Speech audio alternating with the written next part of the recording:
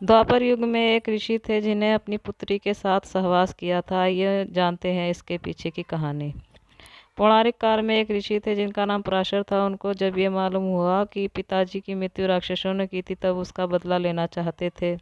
पराशर जी साधना हासिल करने की ठानी, इसलिए वह सिद्धि प्राप्त करने के लिए जंगल की ओर रवाना हो गए। लेकिन जाने से पहले उनकी पत्नी ने उनसे कहा, हे स्वामी, आप तो जंगल जा रहे हैं, पर मेरा यहाँ क्या होगा। तब पराशर ने कहा, हे भाग्यवान, मैं तुम्हें जिस चीज की चिंता है सता रही है वह मैं समझ गया हूँ।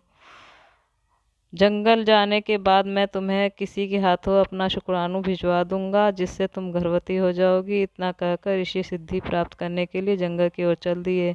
कुछ वर्षों पश्चात ऋषि को जब याद आया कि उन्होंने पत्नी को शुक्राणु भिजवाने को बोला था, तब उन्होंने तुरंत ही अपने शुक्राणु पीपल के पत्ते पर रखकर एक कौवे के हाथ भिजवाया। जैसे ही कौवा थोड़ी दूर गया, बाज की नज़र उस पर पड़ी और बाज ने कौवे पर हमला कर दिया। इसकी वजह से पीपल का पत्ता नदी में जा गिरा। पानी में गिरते ही एक मछली ने ऋषि पराशर के शुक्राणु को निगल लिया, जिसकी वजह से मछली गर्भवती हो गई।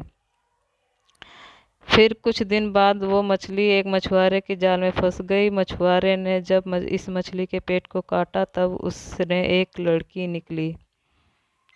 क्योंकि वह लड़की मछली के पेट से निकली थी, इस वजह से उस लड़की के शरीर से हमेशा मछली की महक आती थी। इस कारण से मछुआरे ने उस लड़की का नाम मत्स्यगंधा रखा। कुछ सालों बाद ऋषि पराशर घर लौट रहे थे, तब उन्हें यमुना पार करने के लिए मछुआरे की जरूरत पड़ी और वह मछुआरे के पास गए जो उनकी पुत्री का लालन पालन कर रहा था। उस वक्त मछुआरा भोजन कर रहा था, इसलिए उस मछुआरे ने अपनी बेटी मत्स्यगंधा को ऋषि पराशर को यमुना पार कराने को कहा।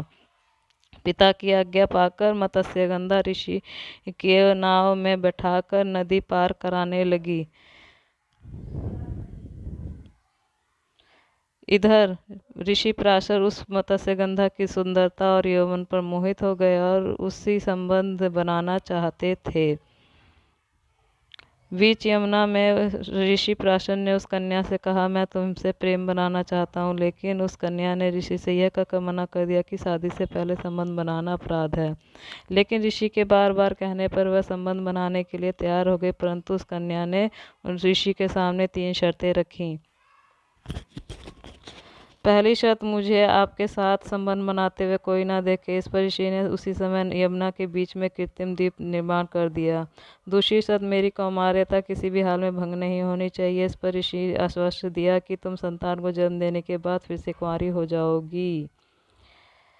तीसरी शर्त, मेरे शरीर की ये जो मछली से जैसी दुर्गंध हो जाए और एक ऐसी खुशबू परिवर्तित हो जाए जो मीलों दूर से ही पहचानी जा सके। ऋषि ने इस प्रकार मत्स्यगंधा के तीनों शर्तों को पूरा किया।